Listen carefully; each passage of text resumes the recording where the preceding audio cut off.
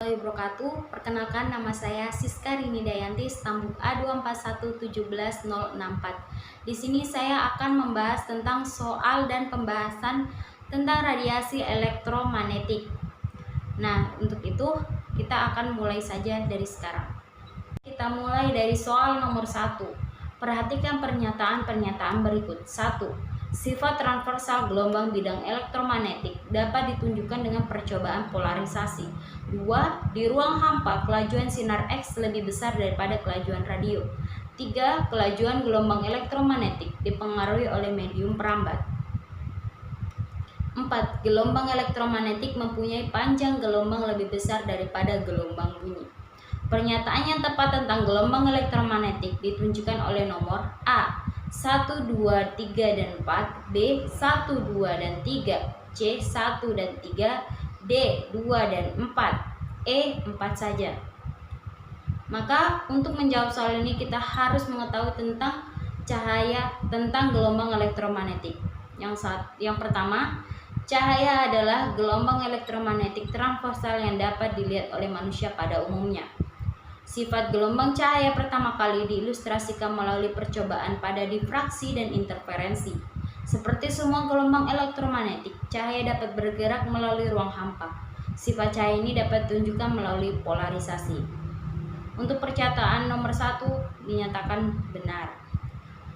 Karena frekuensi gelombang cahaya lebih tinggi daripada frekuensi gelombang bunyi, maka panjang gelombang cahaya lebih kecil daripada panjang gelombang bunyi.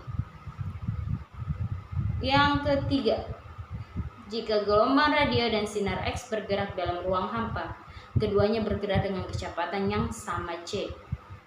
Semua radiasi elektromagnetik yang merupakan contoh gelombang radio dan sinar X bergerak dengan kecepatan C dalam ruang hampa udara. Satu-satunya perbedaan di antara keduanya adalah frekuensi sinar X jauh lebih tinggi daripada gelombang radio. Dari penjelasan di bawah, maka dapat disimpulkan bahwa jawaban yang benar adalah C, 1 dan 3. Soal nomor 2.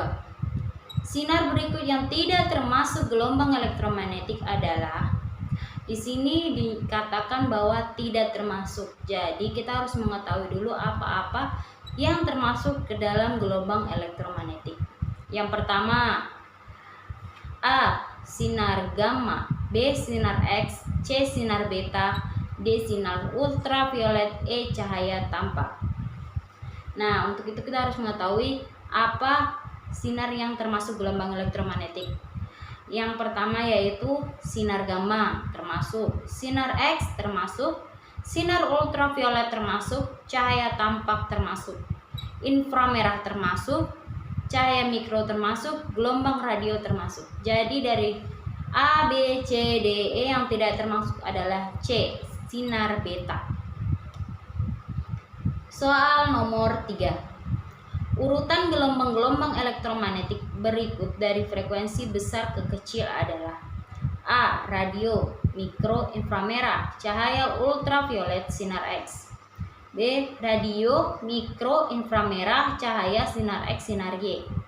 C. Sinar Y, sinar X, ultraviolet, inframerah, mikro, dan radio. D. Cahaya, inframerah, ultraviolet, E. Ultraviolet, cahaya, radar, dan radio.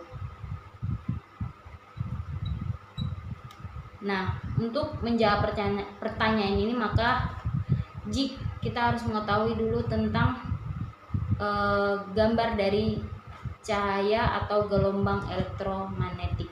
Nah, gambarnya ada di sini.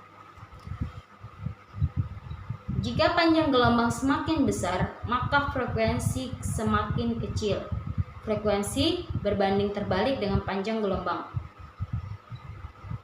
Jika dari gambar di atas kita ketahui bahwa urutan gelombang elektromagnetik yaitu dimulai dengan frekuensi paling besar ke kecil adalah sinar gamma, sinar X, sinar UV, cahaya tampak inframerah, dan gelombang radio. Jadi jawaban untuk pertanyaan soal nomor 3 yaitu C. Sinar Y, sinar X, ultraviolet, inframerah, mikro, dan radio. Soal nomor 4. Urutan gelombang elektromagnetik dengan panjang gelombang yang semakin panjang adalah sinar X, A. Sinar X, inframerah, ultraviolet, B. Mikro, ultraviolet, radio, C. Sinar gamma, ultraviolet, radio, D. Radio, cahaya, dan inframerah, E. Ultraviolet, cahaya, sinar X.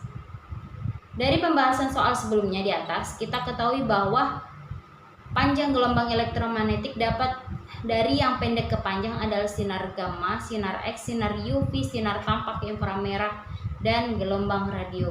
Sehingga jawaban dari soal nomor 4 adalah C. Sinar gamma, ultraviolet, dan radio.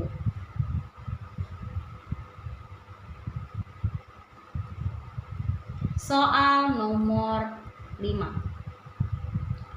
Sebuah stasiun radio VHF menyiarkan programnya pada frekuensi 100 MHz. Jika cepat lambat gelombang elektromagnetik 3 kali 10 pangkat 8 meter per sekon, waktu yang diperlukan untuk menempuh jarak 60 km adalah A. 0,2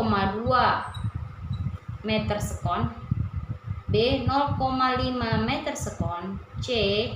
1,8 meter sekon, D. 20 meter sekon, E. 50 meter sekon. Waktu yang diperlukan gelombang adalah, maka kita masukkan dulu rumus, yaitu T sama dengan S per C, dimana sama dengan 60.000 meter dibagi dengan 3,0 kali 10 pangkat 8 meter per sekon, menghasilkan 0,2 meter sekon. Jadi jawaban untuk soal nomor 5 yaitu A. 0,2 meter sekon. Nah, itulah soal dan pembahasan tentang radiasi elektromagnetik. Semoga bermanfaat dan dapat digunakan dengan sebaik-baiknya. Terima kasih.